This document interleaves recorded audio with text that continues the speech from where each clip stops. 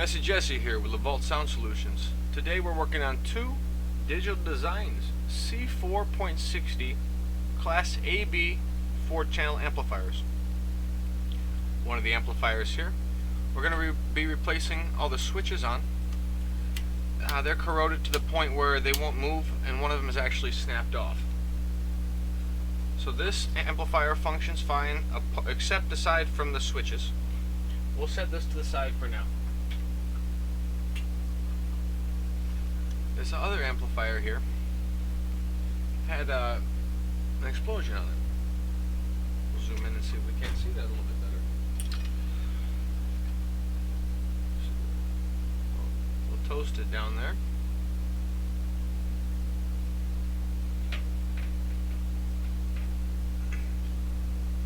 So I went ahead and removed the transistors that have failed.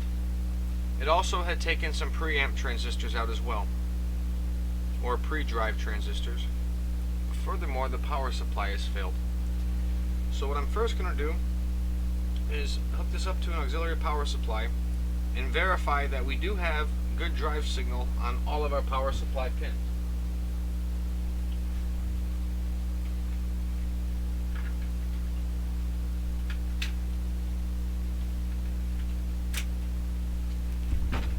Go ahead and put a fuse in here. Grab our power supply over here.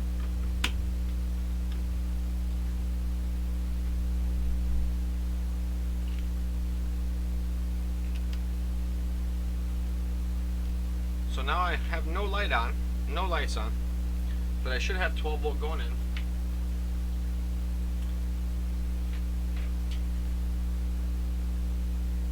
So I do have 12 volts going in. So now what we'll do is probe each one of the pins, excuse me,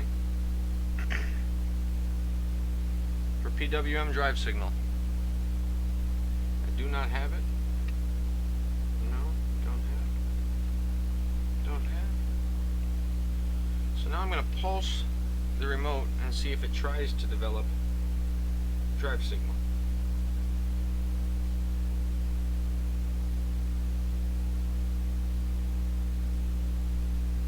It appears as if it does not.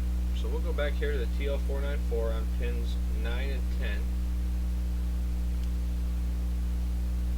And we're still not getting a drive signal out of it. So I wonder if the TL494 itself has failed. So let's see what else could I check here. Now it is possible, since these output transistors are not in, it's not happy over here. But I have a feeling something else has failed. So our pin in should be 9, 10, 12. 9, 10, 11, 12. And we'll see if we get voltage on our 494. It does not appear so.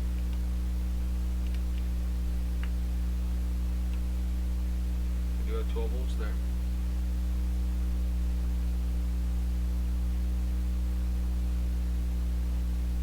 No 12 volts on our TL494.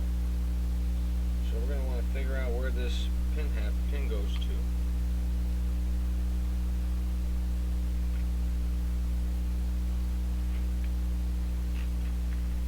Our TL494 driver may be bad.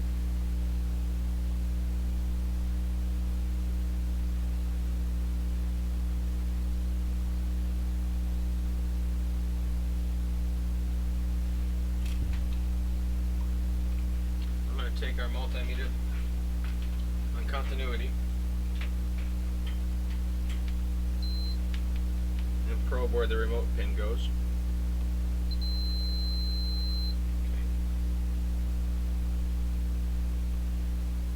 It's a value there.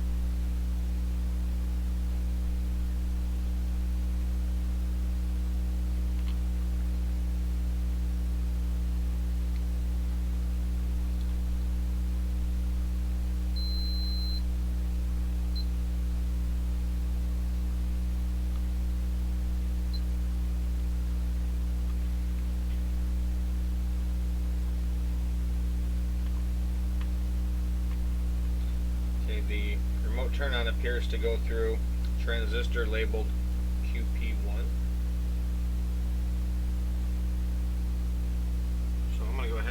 back up.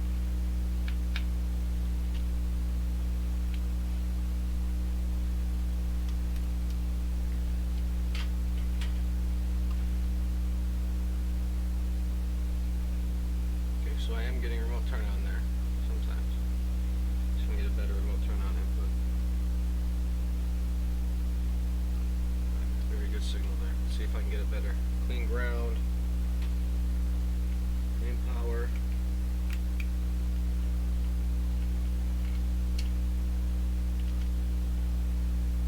Clean remote.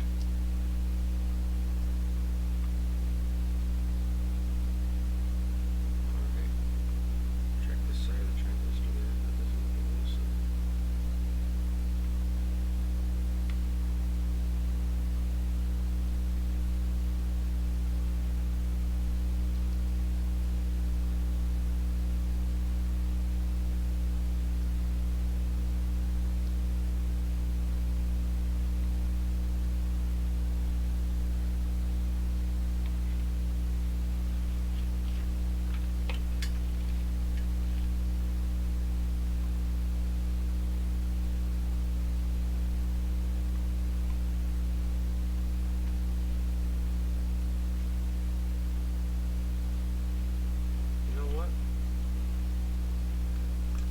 Noticed what I did wrong.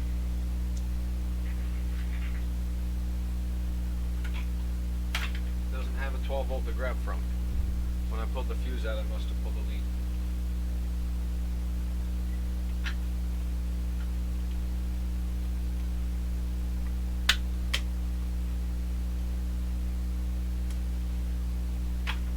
Now that we have a good fuse,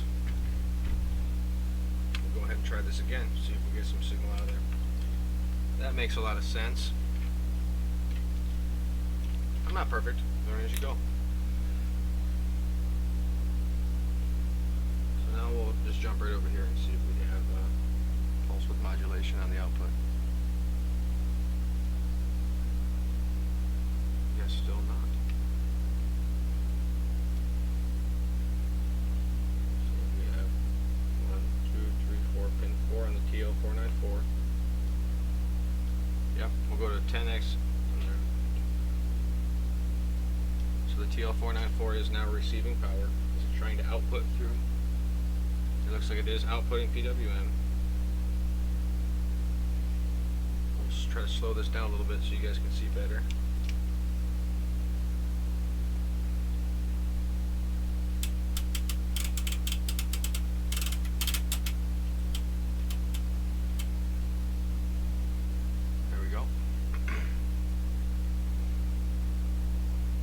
Both pins.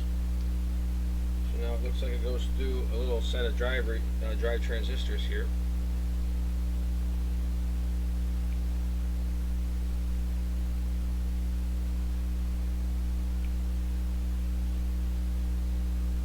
Maybe I'm mistaken. Maybe it goes directly over to these output pins. So we have drive on these three, and we have drive now on all the power supply pins. Okay, all the power supply pins have drive. Now when I say power supply pins, let me clarify. All the drive pins for the power supply transistors have a signal, pulse width modulation, so we're okay to put components back in there. Now, this amp originally comes with IRFB 3607. I'm going to replace them with 3205s and see how it holds up. IRFB, no, wrong chips. IRF 3205, and we're going to see how this holds up because I don't find any of the other ones online.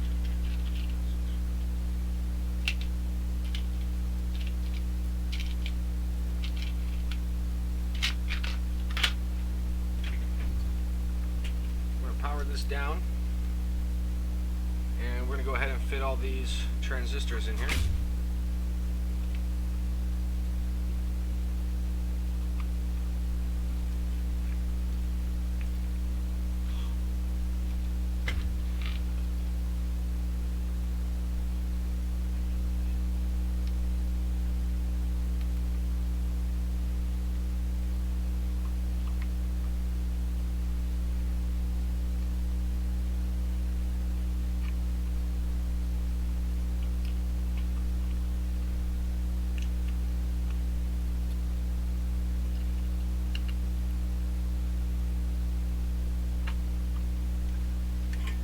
the top side, I'm going to add a little bit of solder so these guys stay in place when I flip them over.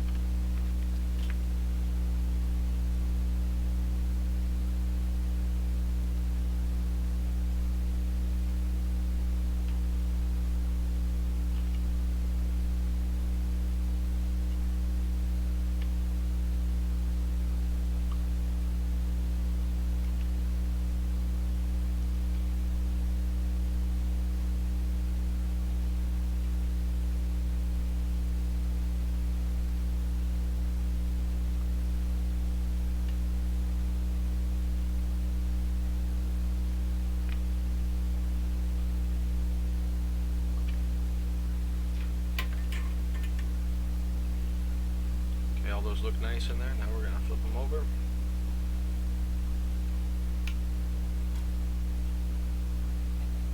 Solder them all real quick.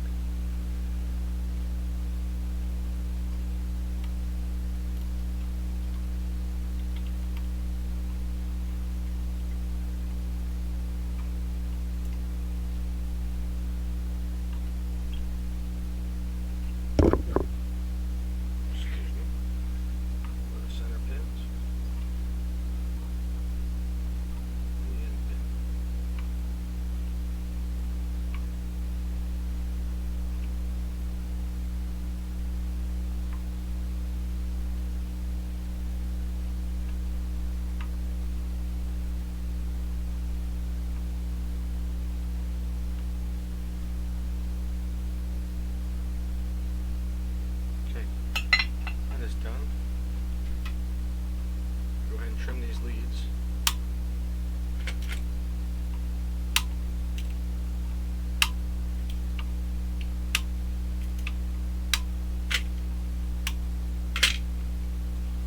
Okay, power supply is done aside from being cleaned up. We'll clean that up a little bit later once we put some more components in. So I've already went ahead and removed some of the components, and the components down on this side here I removed for another project. I needed them, I took them out. So what I'm going to do is check these real quick again. It's been a little bit since I worked on it.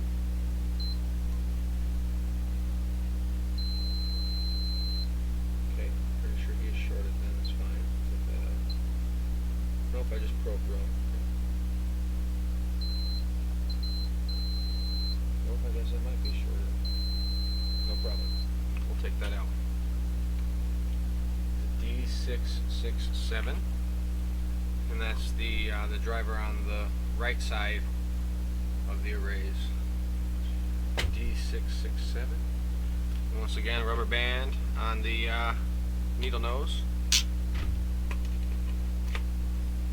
Grab that, flip it over. Heat that pad up.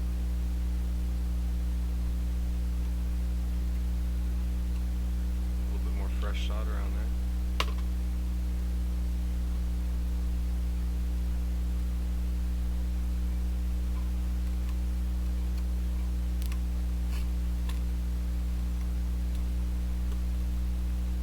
Oh, he should have came out a little easier. I think these pins are bent just a hair. So I'm going to hold them over my desk and pull it out manually.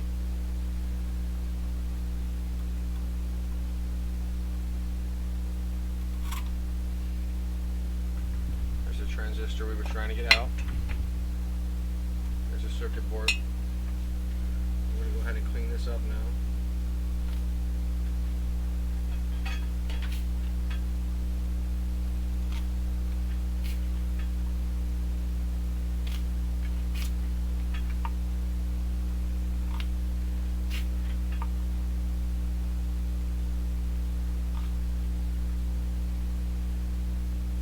Circuit board does have conformal coating on it, so it makes it a little more difficult to work with.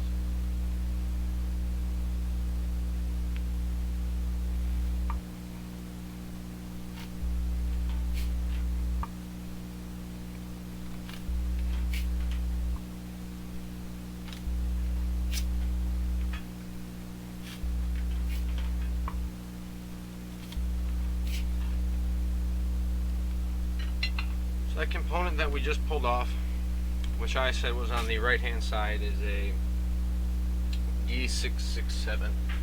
So I'm going to grab D667s We're going to go ahead and install the D667s. Now I took these on this side out earlier. There was nothing wrong with these two channels. I needed the transistors for a customer's repair, and these repairs that I have here are long-term repairs. These are more of my projects. So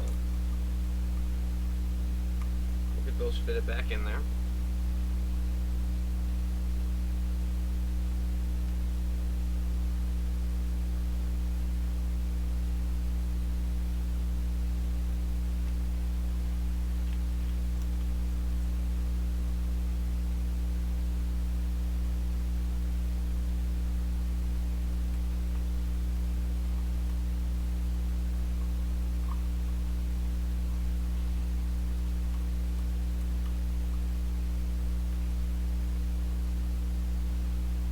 Those are all fitted in. We'll turn these over and solder these.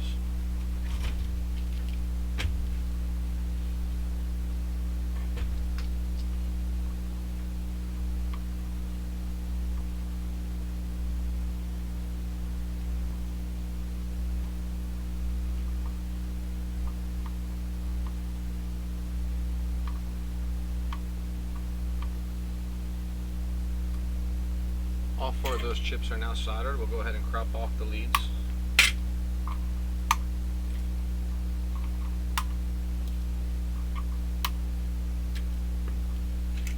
We'll put these components away.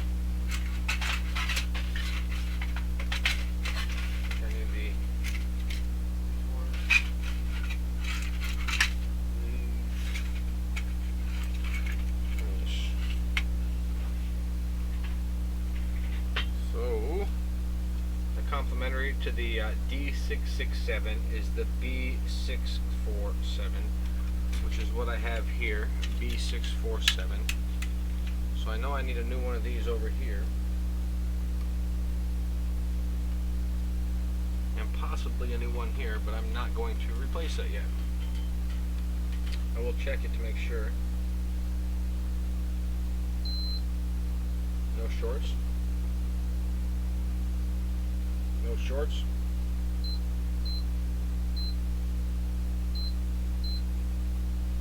No shorts.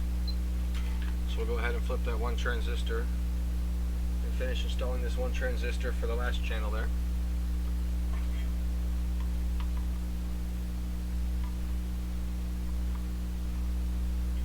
And crop that lead. Flip that over and we'll put these transistors up to keep everything clean. Now the next transistor in the array I'm going to be replacing would be the one on the right hand side here, and this is labeled A1266. I have A1266. We'll install the A1266 on the right side of the channels here. Flip that over. Well, let me see if this, one second, I'm going to double check something. I need to install another. Nope, that's right. I have to install one more component that I took out previously.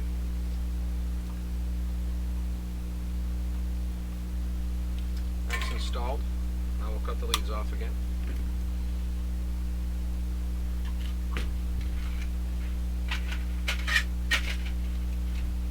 C3198 would be the component on the left hand side of the drive.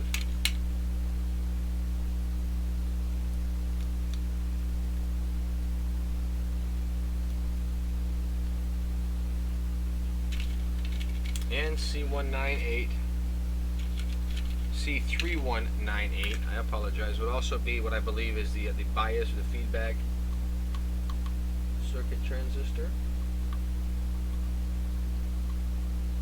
So we have those two installed, and this one is installed backwards. I gotta fix that. We don't want no problems there.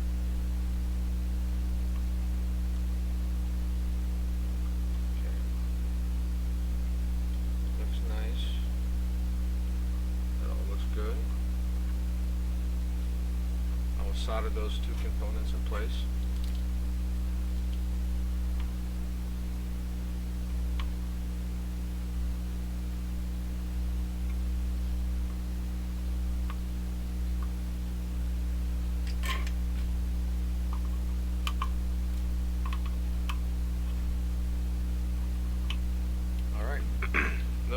components are now soldered in place. The last 4 weak components that we will have to install are the main output transistors,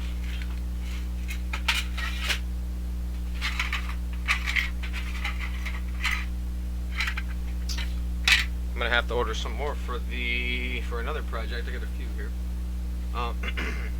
The ones on the right hand side are D718. So I'm gonna go ahead and install 2 D718 transistors into the final stage of the audio output and solder these up real quick.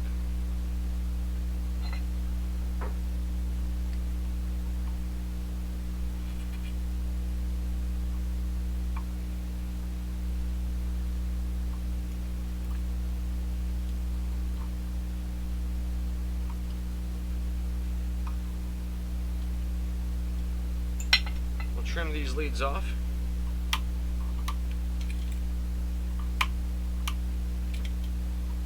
And then install the other 2 components.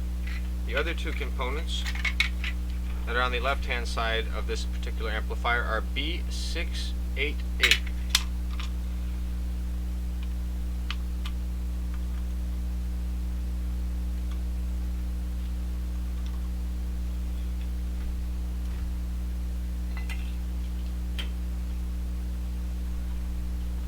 We're going to go ahead and finish off the soldering on these complementary pairs of output transistors.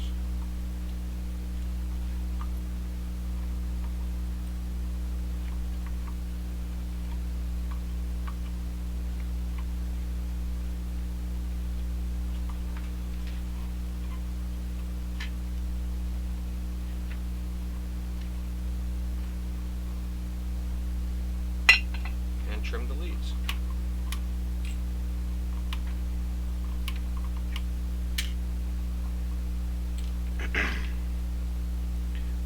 Now before this goes back into its case, I need to clean